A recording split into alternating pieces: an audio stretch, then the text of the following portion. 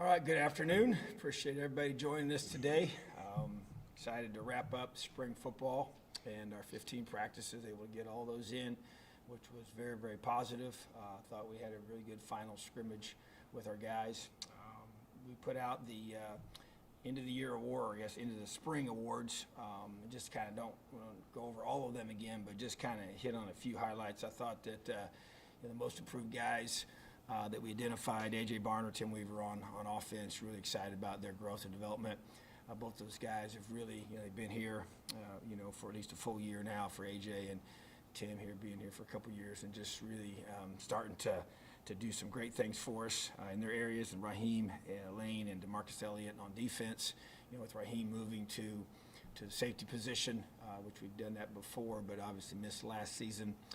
And really great to have him back. And just his leadership, I thought he really took a big step in that area. I thought that he, just showed tremendous maturity in his preparation. It was also just amazing how when you miss and you realize that, it's a privilege and a blessing to be able to be out there practicing. He and I talked about that quite a bit, he kind of had just a renewed sense of everything, because of not being able to play last year. So really proud of him. And then DeMarcus, trying to really kind of make him more versatile up front, playing multiple positions, and I just thought he had looked a step quicker and just really strong in his consistency every single day. And he's kind of always been that way, always been such a consistent guy. So, but that's continued in his leadership role. And then, the LEO awards are ones that people don't maybe necessarily know what those mean. And where we got that from, a few years ago, I just wanted to find a way to recognize throughout spring practices the guys that really buy into practicing at a high level and attention to detail with tremendous effort and focus during special teams drills.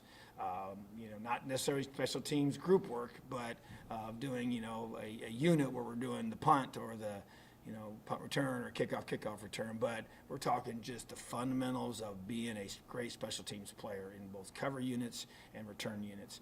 And I make a big deal about that because that's, in the month of April and March when nobody's watching and it's so far away from the season, yet, man, these guys are busting their tails. And we made a big deal about that and have for several years now.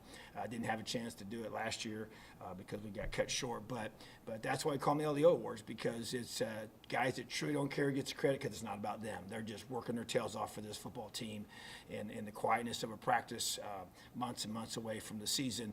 But they're getting better. They're making this team better, and that's how you win football games in the fall. So the whole list of guys there, I am going to read this list off. Cam Jones, Devon Matthews, Davion, Irvin Poindexter, Bryson Bonds, Javon Swinton, A.J. Barner, Chris Childress, and McCall Ray. Just all those guys just really, really did a great job. And there's a bunch of them. We have 8 guys on that list, and so which was awesome to see. And a whole bunch of guys got nominated and discussed as a staff. So just pleased with the effort, pleased with the focus.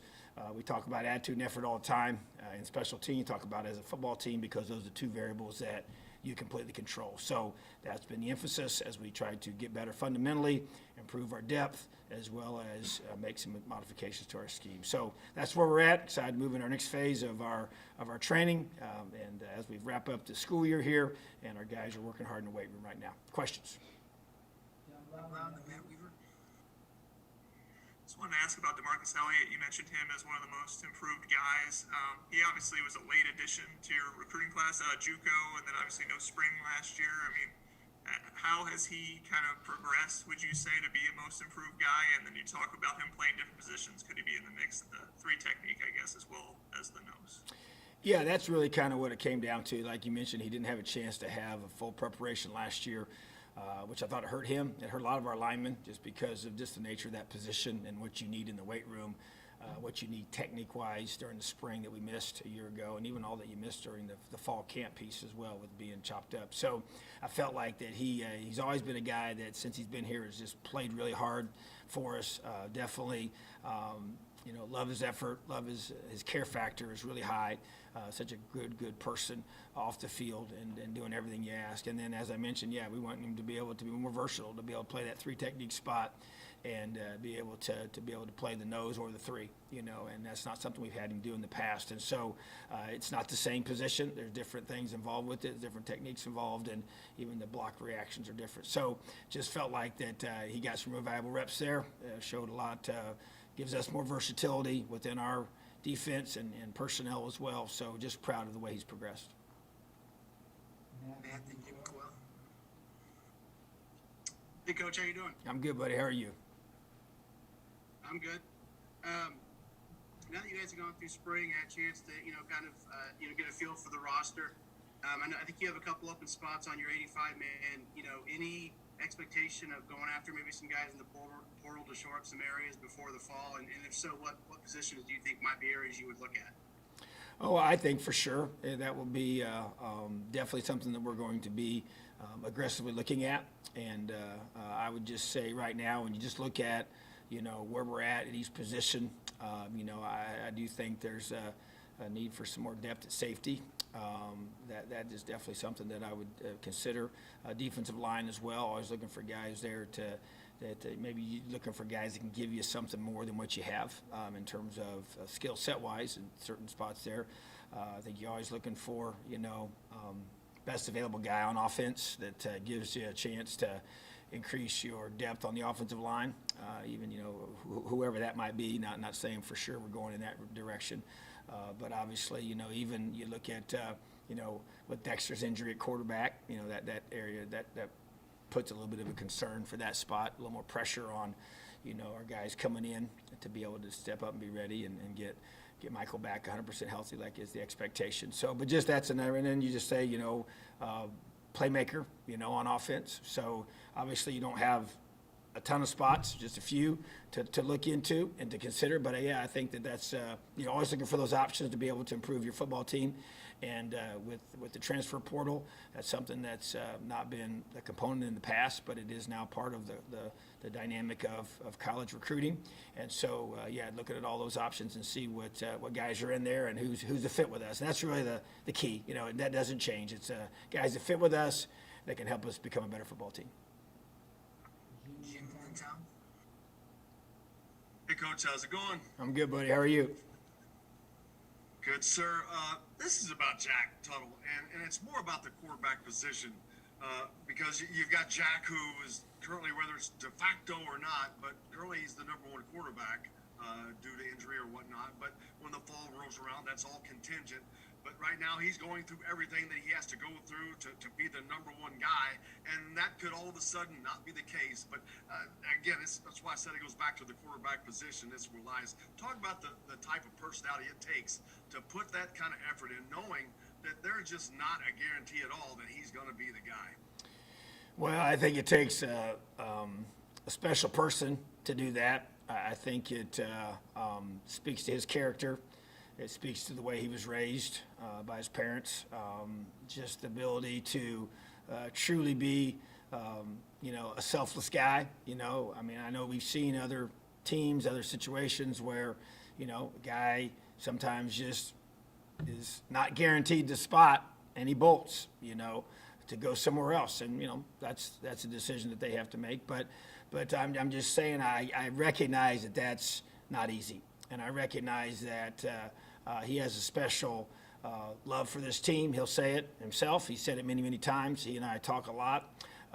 There's a strong relationship with him and our staff, him and myself, him and his teammates. He loves this place. This place means a lot to him. And so that's important, as it goes back to finding guys that fit with your culture, fit with who you are, and care about being developed as a man. Yeah, football is obviously a critical part of all this. It's what draws us all here. It's what drew me here. I get that. But at the same time, I think it's also what keeps you there is different things, and I think if it's just all football and that's the end all and that's all that person cares about and that's all that they value, then yeah, if you're not getting to play, I guess, and and that part of it, that position, you're just say, hey, if I'm not promised the spot, then I'm going to go somewhere else. So yeah, because you're right, he's not guaranteed any of that, and he does know that Michael is the starter, but boy, he's just been unbelievable in his preparation and continues to be. He was all last season. He was ready when called upon.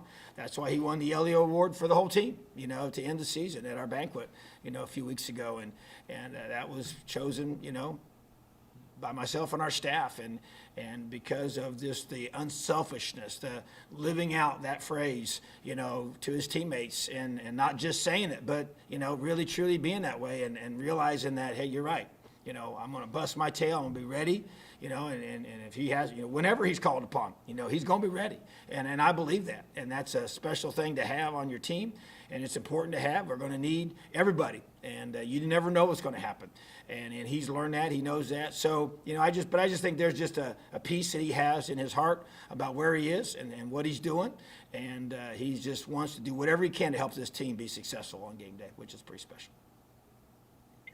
Tom, then Dustin. Tom, you have talked a lot in the past couple of years just about the progress and what the goals are being. Contending for championships is all a part of that. And I know you always look at things one game at a time and such, but when you talk about this upcoming season and contending for titles, it's more of a 12-game picture too. So setting that up to ask you this about Michael. If comes August and September, he's not 100% or he's 95 or 90, I mean, where do you draw the line there as to how quickly you try to get him back in the games if he's not 100% or close? Yeah, that's a great question. That's a fair question. I think there's in my mind, you're not going to put him out there unless he's 100% ready to go. And so I believe that will be the case September 4th. But yeah, I'm not a fortune teller. I don't know exactly what the future holds, So, but at the same time, that's why kind of maybe goes back to the last question I just answered about Jack. So you got a guy who led us to a huge road win at Wisconsin, a place that is hard place to play at and win at, and against a really good football team. In that setting, and so basically, you got a guy that can take the reins and go with it. He's been our quarterback this whole spring, and like I said, came into that game against Maryland and was extremely sharp when he needed to be against the defense that was giving us some tough looks, and doing some good things and making some of those throws hard. And so I just feel like that, you expect Michael to be ready to go, and that is the expectation from my end, but you're never going to put a guy out there when he's not 100%, so that will be the decision that we have to make, and so that's really what it looks at, and that's why you got to have more than just one person at every position, so but I just feel like that he's a guy he's working extremely hard right now, doing everything the right way, and very, very diligent in his rehab. And the doctors feel really good about his progression. So feel like he will be ready to go. But if not, then Jack will be the guy, and we'll just go up there to Iowa City and play our tails off. Dustin, then Sammy. I guess just to stick on that topic, I mean, what if we just look at on-field progression? How did you see Jack get better in these last 15 practices? What is he better at now than he was at the start of the spring? And what did you see from the other guys that you had to use in the quarterback position and the walk-ons? And what did you like about what they were able to accomplish this spring?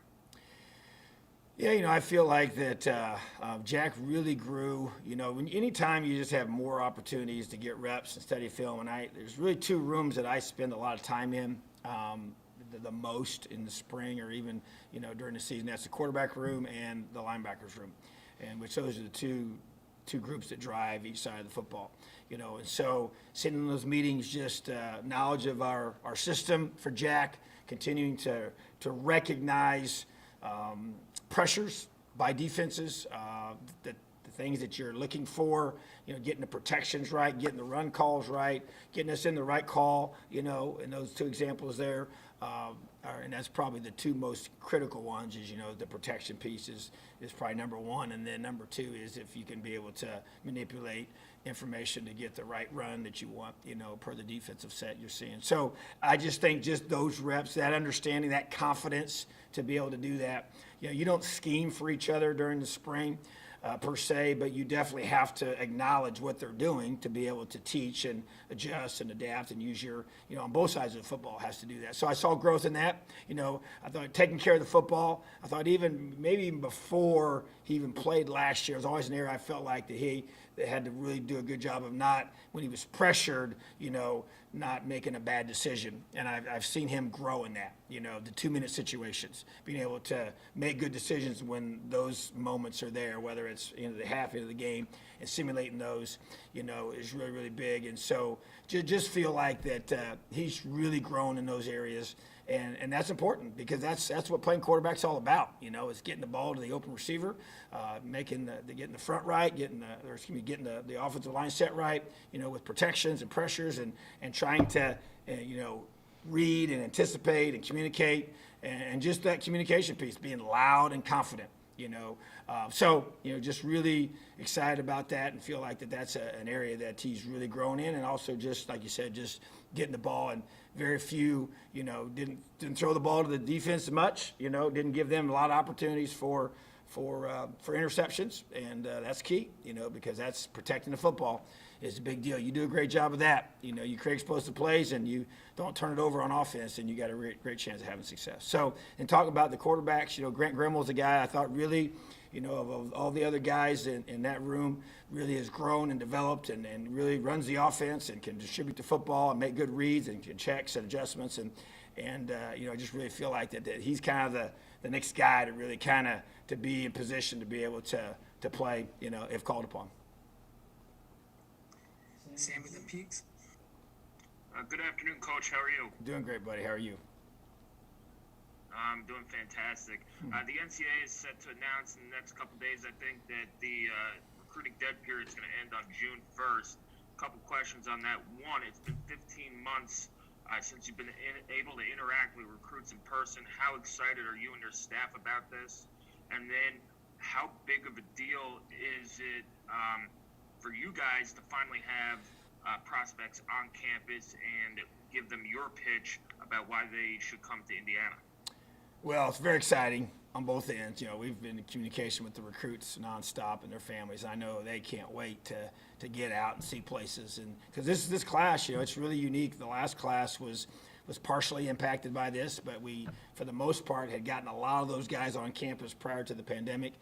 Not really the case with this class. So you got a whole group of guys that we've really never seen, in person, and they've not seen us, and they've not physically been here. So very, very important to do that. There are some things that we have to work through. We do expect it to be passed here this week, that it'll be open on June 1st. What that looks like locally is still not known yet. I'm assuming it's going to be based on the local, jurisdictions and rules of whether it's a mask mandate locally or whether it's how many number of people you can have on certain locations and in the buildings or whatever. So we don't know what that's going to look like yet, but we'll figure that stuff all out once we get all the information. So, but just exciting. You think about our culture here that we build, and it's so relationally driven. I think it's hurt us by not having to be able to have the kids on campus, because it's just, there's a feel that you get when you come around us and what we're doing and even our players. And so you just want to get them around us and want to get them a chance to feel the LDO culture that we have, and not just see it on video or talk about it or hear about it or listen to it on a Zoom call, which we've had a whole bunch of those, and they've been very, very effective and very good, but not the same as being in person. So I think everybody's excited to be able to get on campus and get people here with us and get their families here, and we'll figure out how the details and logistics are going to work for all that. Peaks and Paul. Hey, good afternoon, Coach. Good afternoon.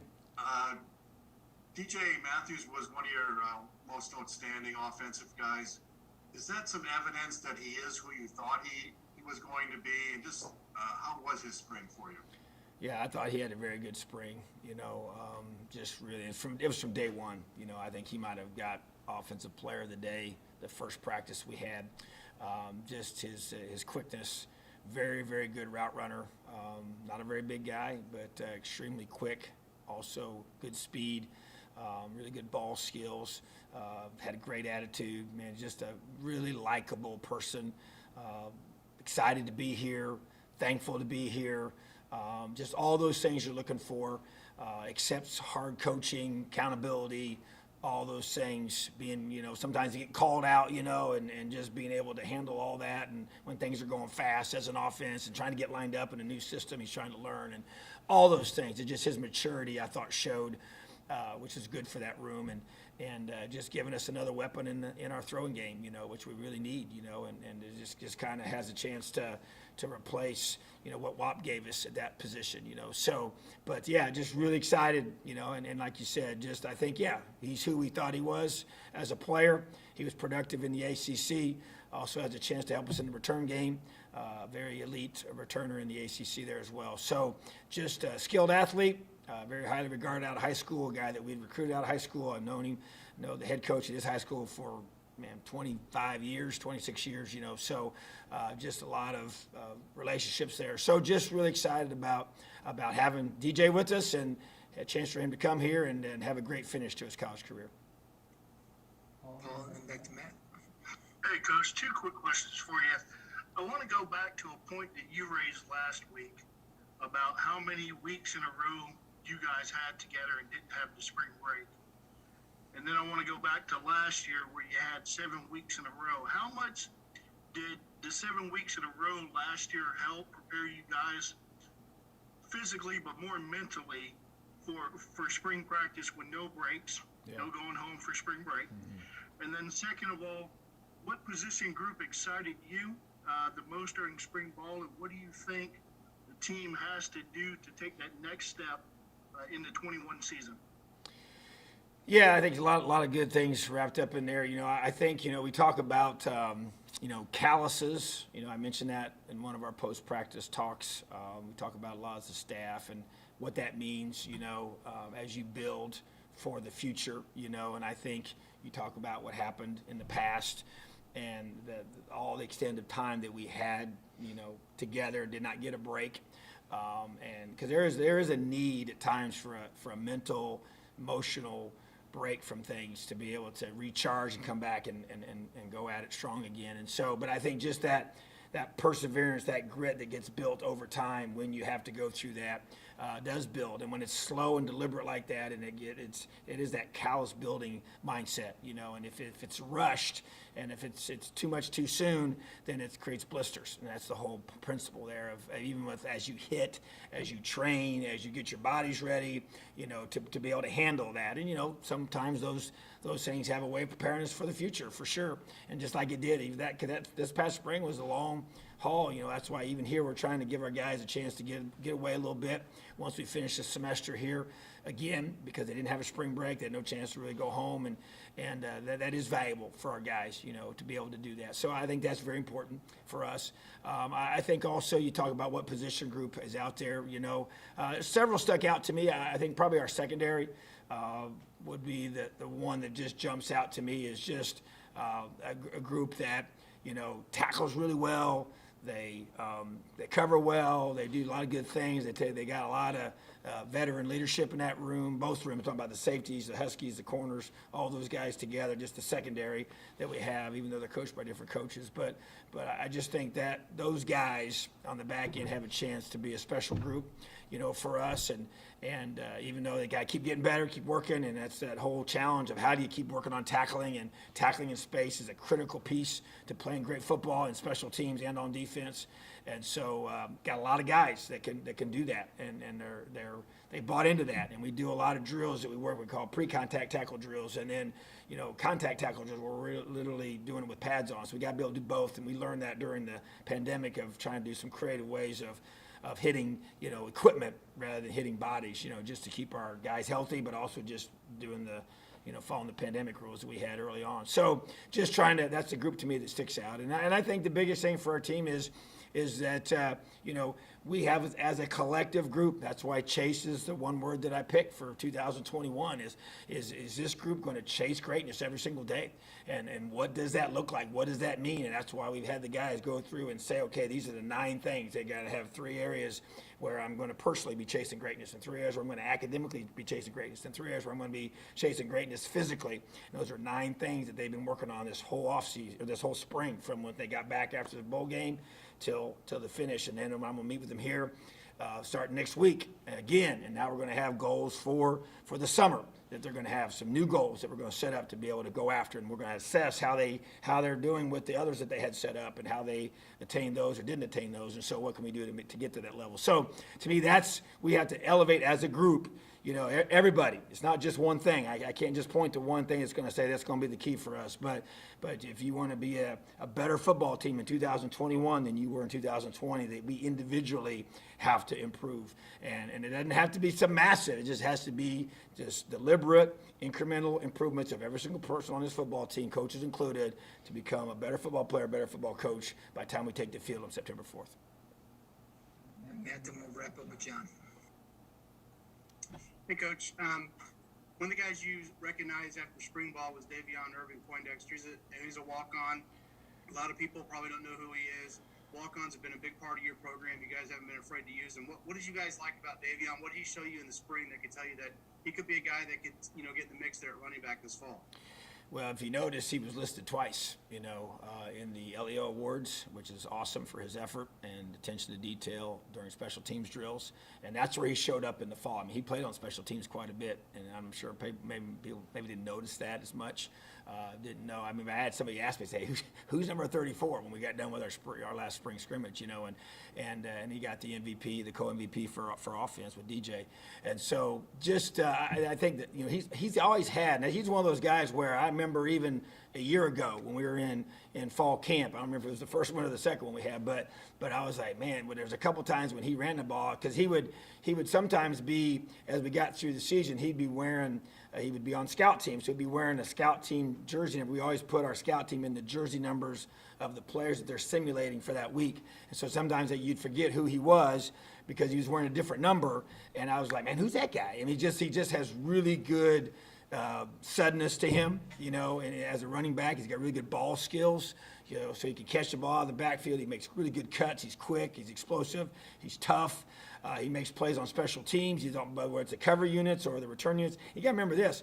He's the guy that came to us as a tryout walk-on, which we have two types of walk-ons in our program. You have preferred walk-ons who you invite, after you watch their high school film, and then you invite them to come be a part of the team, or guys that are already on campus come to a tryout that you have. We haven't had one of those for a while because of the pandemic, but the last time we had one, we had about 30-some guys show up, and I think we might have picked 2 or 3 of those, and he was one of them.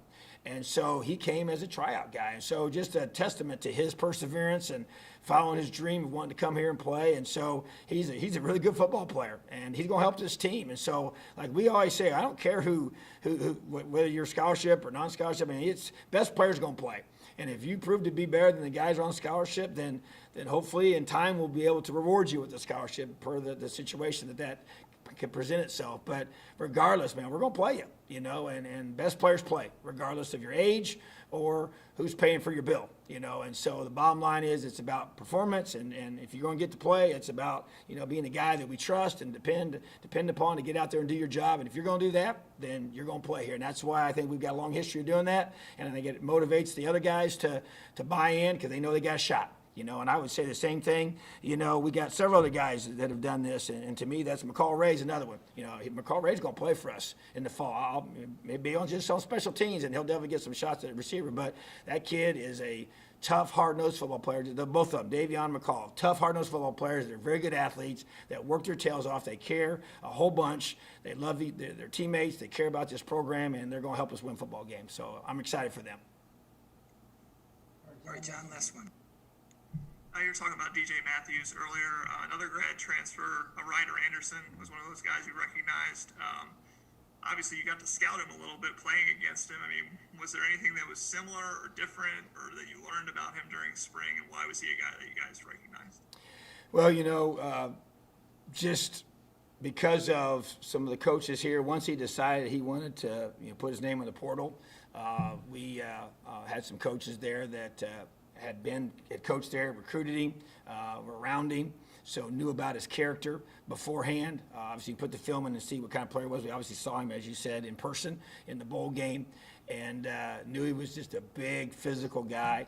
I just think, and when we got him here, I just felt like he just was more athletic, than maybe even anticipated, from the very beginning, And so, but I tell you what I've been impressed with is his attitude. The mindset that he brought here. He's like from the very first practice we had, he would jump in and be on the scout team. I mean, like we'd say, hey, we need some guys to step in here and give us a look because we were doing, the defense was giving looks for themselves. And I mean, always jumped in there immediately and never had to be asked. It was just like, that just showed a selflessness, a maturity that was like, wow, this kid, he didn't come here entitled. He didn't come, he's coming from a team that had some good success and beat us, in the bowl game, So, but at the same time, just been impressed with his work ethic, his practice habits. He just bought into everything we've asked him to do. He practices super hard. We haven't given them yet, but we're going to give out awards here at our post-spring luncheon we're going to have next week for all the players that practiced all 15 practices. That's going to be one group, and then all the guys that had the most reps per their position group during our live periods, just to reward those guys for, just being tough, hard-nosed, gritty guys for all 15 days, no breaks, and never missed anything. And so he's going to be one of those guys. I mean, he was out there every practice, busting his tail, going hard as a guy that's not a young guy. Sometimes these older guys, they think you get this NFL veteran mode. They're going to think they can kind of not do all the stuff everybody else does. And he didn't bring that with him at all. I love that about this guy. And so to me, he's made our football team better already. And I'm excited for him. And there's a reason why he was voted as the most outstanding defensive player for spring, him and Micah. And he's a really good football player, but he's an even better person. So that's an awesome combination. All right, thank you, Tom. You're welcome. Have a great day. Leo. Thanks, guys.